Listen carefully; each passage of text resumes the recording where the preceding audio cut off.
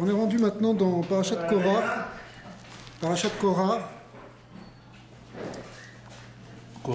C'est Korach. Alors, on va commencer maintenant la Parashat Korach. On voit que Korach, lui, il a fait une marloquette contre Moshe Rabbeinu. Et il y a plusieurs explications sur cette marloquette. Qu'est-ce qu'il a voulu faire et pourquoi il s'est séparé. Mais une des explications majeures que donne Rabbi Nachman, qui est intéressante parce qu'il explique ça sur Rashi, il dit qu'il a voulu séparer entre ce qu'on appelle le lamdan et le tzaddik. Quoi le lamdan et le tzaddik? Entre l'étude de la Torah et le mérite de quelqu'un qui est un tzaddik. En fait, Rashi nous ramène qu'il a dit Kol ha'eda kulam kedoshim, on est tous tzaddik, on est tous kadosh, pardon. Et Rashi explique Kulam shamu besinai anochi. Tout le monde a entendu les deux premières paroles des 10 commandements au Har Sinaï. Alors pourquoi maintenant Moshe Rabbeinu il serait plus, ou Aaron HaKohen il serait plus que nous? Nous aussi on a entendu Dieu. On a aussi reçu la Torah. She'amar me'achar she'kulam kiblu et Torah ve'kulam shamu besinai anochi alken kol ha'pin shavin. Chas v'shalom. Ils ont dit on est tous égaux. On est tous égaux devant la Torah. On a tous la Torah, alors pourquoi il y en a un qui est plus que l'autre? Ou basé pagam vechata meod. En réalité c'est une grande faute. Qui est afal pi shekulam kiblu limud Torah besinai aval en kulam shavim bekiyum Torah. C'est vrai que tout le monde a entendu la Torah au mont Sinaï, mais au niveau de l'accomplissement de la Torah, il y a des différences. Ouais. Effectivement, c'est pas parce que tu connais des choses. Maintenant, il y a des différences. Comment tu vas les accomplir? Veikar shlimut u ra kefi atzidkut shel kol echad, kefi ma shezoche kol echad et kiyum Torah beshlemut. Tout dépend maintenant de la manière dont tu accomplis la Torah. Est-ce que tu l'accomplis vraiment ou pas? Ve'akol talui bekdushat abrit sheze en shum adam yodea ma shenaase im chavero. Et tout dépend maintenant des niveaux de sainteté, de comment toi tu te comportes. Et comment tu te comportes? Est-ce qu'on peut savoir comment toi quel est ton comportement? Personne ne peut savoir. C'est ton rapport avec Hachem. C'est là que ça se détermine. Raku yodea chesronot shelo eru ches basé. Tu sais, tu peux avoir l'air d'être quelqu'un de bien, mais en réalité tu peux cacher des défauts. Or c'est là que ça se joue. C'est pas dans l'érudition. C'est vrai que c'est important de connaître la Torah, c'est important d'être un Talmid Chacham. Mais c'est pas ça qui doit définir les choses, c'est pas ça qui définit. Alken vadaï raoui lo leitbatel neged hatzadik. En réalité, les neged hatzadik haemet. Depuis le début de l'histoire de l'humanité en vérité, mais il y a un problème. Est-ce qu'on est capable d'être batel au tzadik? Non. Ici c'était fin parce que on parle de gens qui étaient eux-mêmes des tzadikim, comme Korach et Saïda. C'était des grands dans le clan d'Israël. Sauf qu'il y avait un tzadik qui était plus grand qu'eux, qui était Moshe Rabbeinu. Alors est-ce qu'il l'écoute ou pas? Peut-être que toi aussi tu es un grand Talmid Chacham, peut-être que tu connais beaucoup de choses, mais est-ce que tu es aussi fin que lui au niveau de ton comportement, de tes midotes, de ton attention à l'autre? Est-ce que tu as annulé ton égoïsme jusqu'au bout? Oui.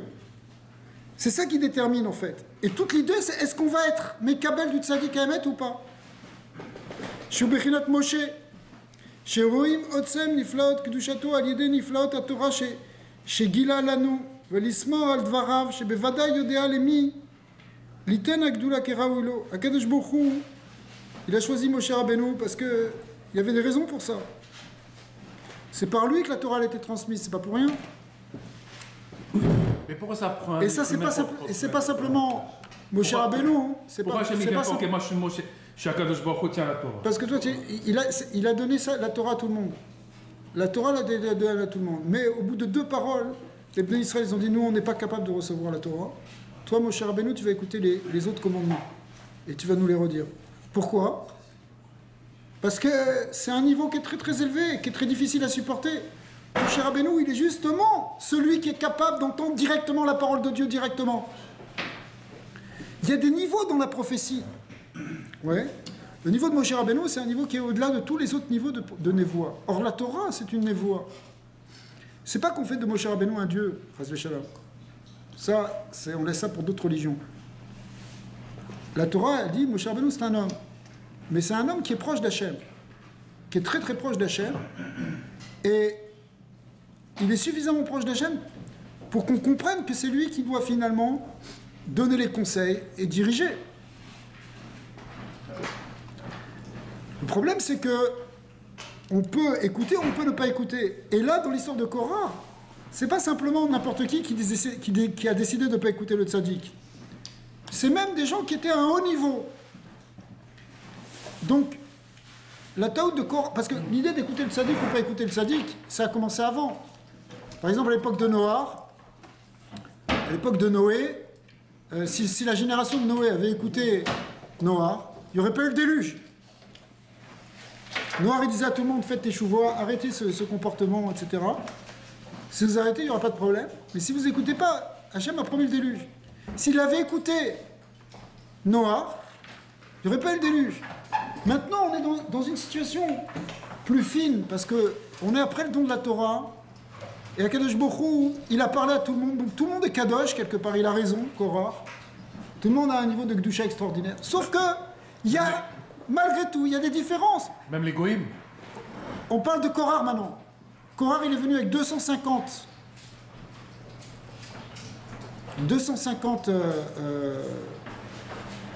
grands chefs de tribus. C'est pas les Moab. Arrête de parler. Arrête. 250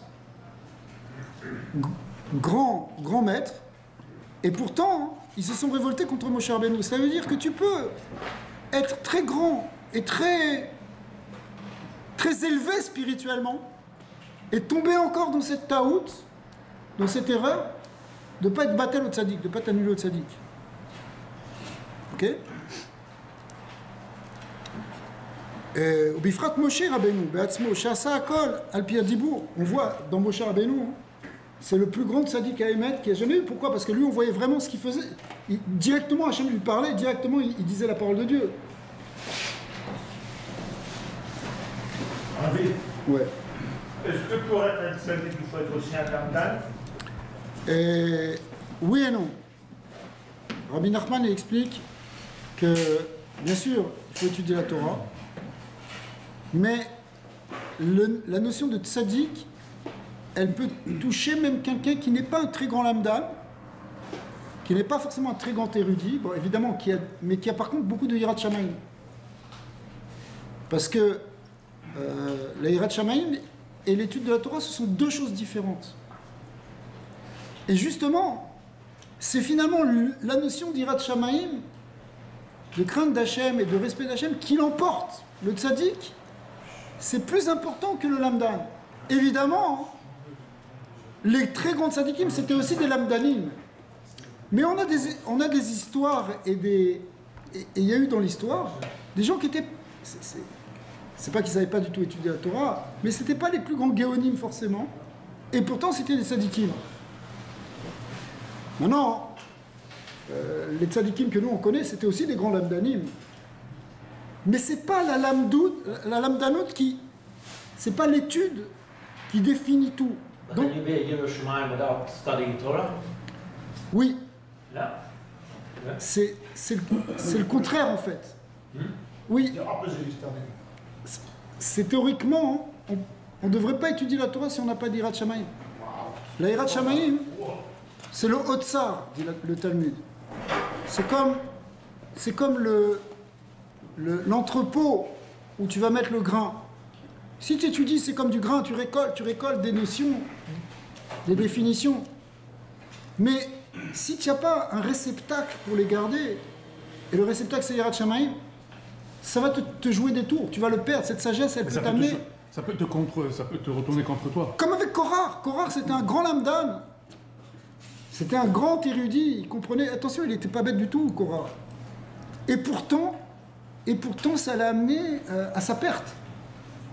Parce qu'il n'avait pas le RR, à son niveau évidemment, de cette notion de tzidkout et de comprendre qu'il y a un tzaddik plus grand que lui, donc c'est lui qu'il faut écouter. D'accord ?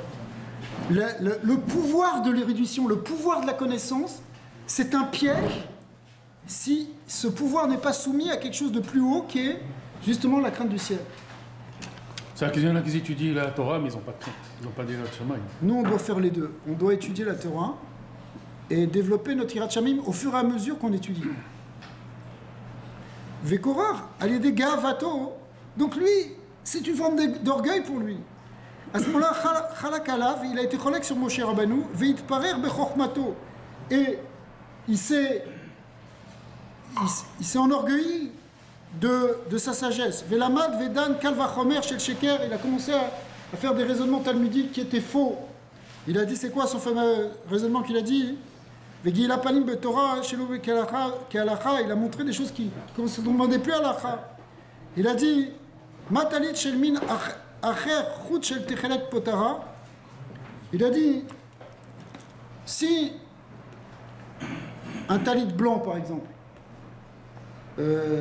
on lui met des tzitzit, 2 fils de techelet, de bleu azur, ça rend le talit kasher. Vous savez que normalement, théoriquement, le talit, les tzitzit, ils sont à la fois blancs, plus il y a un fil bleu, un fil qui est doublé, donc ça fait comme 2 fils. Et d'après la Torah, il faut mettre ce techelet. Aujourd'hui, c'est pas sûr, parce que peut-être il n'y a pas le Beth Amikdash. Le Harizal, il dit qu'on ne peut pas. Il y en a certains qui mettent, parce qu'ils disent qu'on a retrouvé... Voilà, certains ils disent qu'aujourd'hui on a retrouvé le chilazon, et donc certains remettent du techelet. C'est quoi le chilazon? Le chilazon, c'est un poisson qui produit un encre bleue, un encre bleu clair, qui est utilisé pour teindre les tzitzit. Mais dans l'histoire de Korah, il a dit, regardez, si un talit il est tout techelet, tout bleu, on l'a déjà teint le talit. Si un talit il est blanc, 2 fils ça suffit, mais si un talit il est tout bleu, il n'y a pas besoin de mettre du bleu, il n'y a pas besoin de mettre 2 fils de bleu puisqu'il est déjà bleu. D'accord? C'est ce qu'on appelle un faux kalvachomer, parce que c'est pas un vrai raisonnement. C'est pas un vrai. Et alors, ça n'a rien à voir. Il y a le talit et les tzitzit. D'accord? Ouais, c'est ça. Non mais l'idée qui est développée ici, c'est que il a voulu faire preuve de chokhma. Comment il a contredit et comment il a contredit Moshe Rabbeinu, si tu veux, avec un argument talmudique. Il a dit un kalvachomer. Il a dit, si déjà un talit blanc, 2 fils ça suffit, alors un talit bleu, il n'y a pas besoin de 2 fils. Mais c'est pas un vrai kalvachomer. C'est pas comme ça un vrai raisonnement a fortiori. D'accord? Et Vechen Baït Malesfarim, Imchayev Bemezouza aussi, il a dit, voilà, dans une pièce, on met une mezouza. Et dans une mezouza, il y a quoi? Il y a marqué deux paragraphes qui sont 2 paragraphes extraits d'un Sefer Torah finalement. Alors si on a une chambre qui est remplie de Sifrei Torah, c'est absolument pas utile de mettre une mezouza, puisqu'on a déjà des mezouzot à travers les Sefer Torah, puisque le Sefer Torah contient la mezouza. Ça aussi c'était un faux raisonnement, parce que ça n'a rien à voir. La mezouza, c'est quelque chose qui est sur la porte. Le Sefer Torah, il n'est pas sur la porte, c'est autre chose. Donc qu'est-ce que tu es en train de...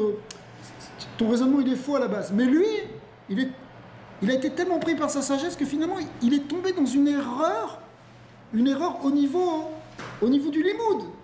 C'est-à-dire que t'as beau être le plus grand lambda, tu peux faire une erreur qui va t'amener jusqu'à une erreur de halakha ici. D'accord? Mais des fois, c'est une erreur très fine. Mais une erreur, tout simplement parce qu'il n'a pas cassé sa gahava devant Moshe Rabbeinu. S'il avait annulé son orgueil devant Moshe Rabbeinu, il ne serait pas tombé dans cette erreur-là. D'accord? Il n'aurait pas fait ce raisonnement.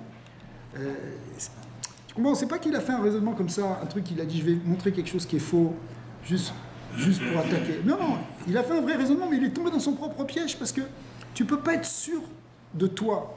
D'ailleurs, le Talmud, il est construit toujours par plein de rabbanim en vérité. C'est toujours une grande discussion entre plein, parce que chacun surveille l'autre qui ne dise pas une bêtise. Et tout le monde est prêt à reconnaître la vérité. Mais il y en a des rabbanim qui Non, regarde, non. Commence pas la politique. Ce qu'on voit effectivement ici, c'est que Korah, c'est le prototype de ce que tu es en train de dire, C'est-à-dire que on peut attaquer un tzaddik. On a vu ça dans toutes les générations, en particulier dans toute l'histoire de la Chassidoute. Rabbi Nachman a été attaqué, Rabbi Shneur Zalman a été attaqué, jusque Rabbi Nathan a été attaqué même par d'autres Chassidim, etc. Parce que à chaque fois, il y a un manque de reconnaissance du niveau dans lequel se trouve le tzaddik qui est en train d'être attaqué. On a vu ça même jusqu'au Rabbi de Lubavitch, qui lui-même a été attaqué par des rabbanim, en disant mais qu'est-ce que ça veut dire cette histoire de faire une campagne de téphilines, etc. Ils l'ont attaqué sur des points comme ça. Mais les raisonnements qu'ils ont fait contre, c'était pas des bons raisonnements. D'accord ? Aujourd'hui, maintenant, tout le monde est modé sur le rabbi. Alors il y a encore ceux qui attaquent les élèves du rabbi, mais sur le rabbi, plus personne n'attaque. D'accord ? Mais à l'époque, c'était pas comme ça. Mais pourquoi ? Parce qu'on ne comprenait pas son niveau. On ne comprenait pas. Il y avait des gens qui ne comprenaient pas, qui n'étaient pas battel à son niveau. Ouais. Et jusqu'à ce que finalement, il y ait un birour qui fait qu'on comprend. D'accord ?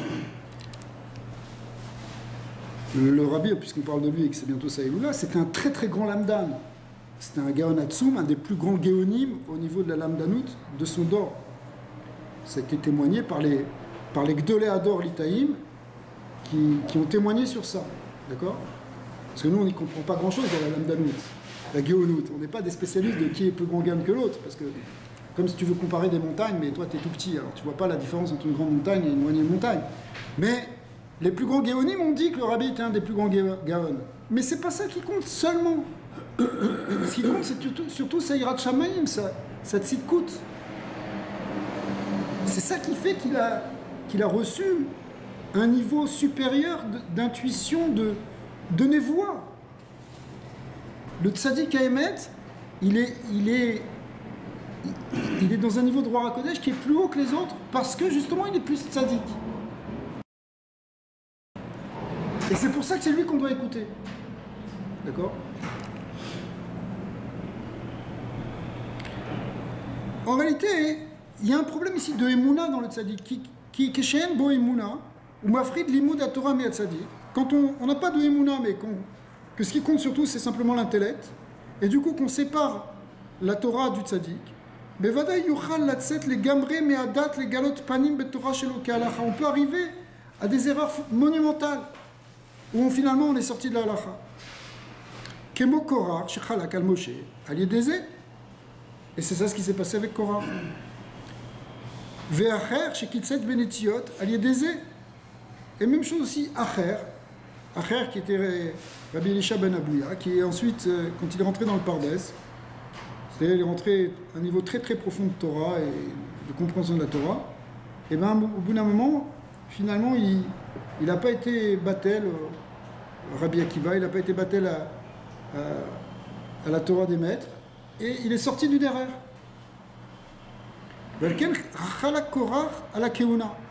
Et donc, Korah, il s'est révolté contre la prêtrise, contre les Kohanim, qui a Kohen ou Bechinat, à Rav Haemet.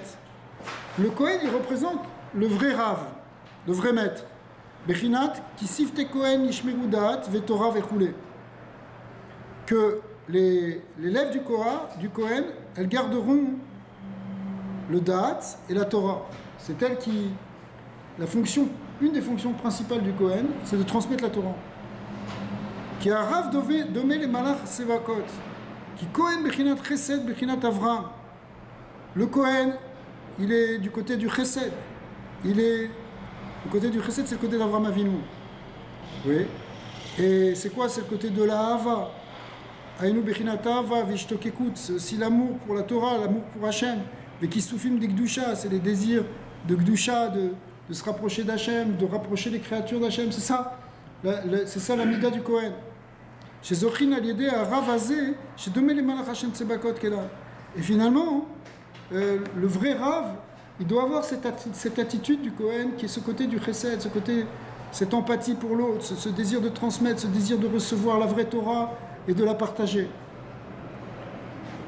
Mais Korah, lui, il est venu de l'autre côté, il est venu de la Gvura, il est venu de la rigueur intellectuelle, c'est bien, mais attention, il faut que cette rigueur, elle soit soumise au Chesed. Lui, il venait de la tribu de Lévi. Et Lévi, c'est le côté de la Gvoura. Et le Zohar, il dit qu'il a voulu inverser l'ordre des choses. Il a voulu mettre d'abord la Gvoura avant le Chesed. Et non, non, non. Il faut qu'il y ait cet amour pour Hachem, il faut qu'il y ait cet amour pour la vérité, cet amour pour le prochain. C'est ça la base de l'enseignement de la Torah. C'est pas « je suis plus fort que toi, je vais t'éclater parce que je connais plus ». Ça n'a rien à voir avec la Torah. D'accord ? Et il y a une tendance à cette idée de compétition dans l'érudition. Et c'est ça qui fait le plus grand, et on voit ça même chez les élèves, c'est celui qui va se distinguer le plus parce qu'il connaît le plus. C'est vrai que c'est bien de connaître, et plus tu connais, mieux c'est vrai. Mais c'est pas ça le critère majeur. Si tu mets ça comme critère premier, c'est là l'erreur. C'est pour ça que dans les yeshivot chassidiques, on insiste évidemment sur l'érudition, mais c'est pas ça la priorité. On veut que les élèves ils étudient, qu'ils s'apprennent bien, qu'ils s'apprennent beaucoup. C'est sûr, mais la priorité n'est pas là. La priorité, elle est dans le caractère, elle est dans le comportement, dans la douceur, dans la gentillesse, dans le non-égoïsme, dans la soumission, dans toutes ces qualités qui doivent préexister, enfin, qui doivent pas préexister, mais qui doivent avoir la préséance, la priorité sur l'érudition. C'est pas qu'on veut pas l'érudition, il faut qu'il y ait l'érudition, mais c'est pas ça la première chose. D'accord ? וקורח שפגם בזה ורצה לחלק למדן לצדיק על כן חלק על הכהונה. Donc finalement il s'est opposé à ce concept de Keuna. Ce Keuna c'est justement c'est le côté chassid, c'est le côté doux, c'est ça le ish chesed. Le Kohen c'est ish chesed. Et il s'est opposé finalement à ça. ועל כן ציווה השם יתברך לברר האמת על ידי המתות. Alors Akadosh Baruch Hu, il a dit, regarde, on va voir qui c'est le vrai Kohen, on va prendre les bâtons. Vous savez, c'est ce que la Torah dit, que chaque chef de tribu a pris un bâton et l'a planté devant le Ohel Moed, et puis c'est le bâton de Aaron qui a fleuri dans la nuit, c'était un bâton d'amandier, et ça a prouvé, c'était le signe que Aaron à Kohen devait garder la Keuna.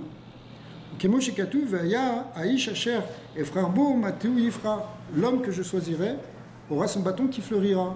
Qui maté da matat. Le maté, dit le Zohar, il représente un ange qu'on appelle matatron ou matat en abrégé, qui représente le côté de l'intellect. Matat, c'est le côté de l'intellect avec Tov Vara, où on analyse les choses. Et Bechinat Lamdan, chez Kaloul, Mishisha Sidre Mishnah, ça correspond à l'étude du chasse, de la Mishnah, de la Gemara, Shem Bechinat Asur, Mutar, Kacher, etc., Pasoul, exactement. Donc c'est la distinction, c'est la lamdanout. C'est quelque chose qui est très important. On a besoin d'avoir un esprit clair pour savoir qu'est-ce qui est kachar, qu'est-ce qui n'est pas kachar, etc. Mais attention, c'est pas ça qui doit être la priorité. C'était ça l'erreur de Acher aussi. Ou Kemo Shikatouf Batora.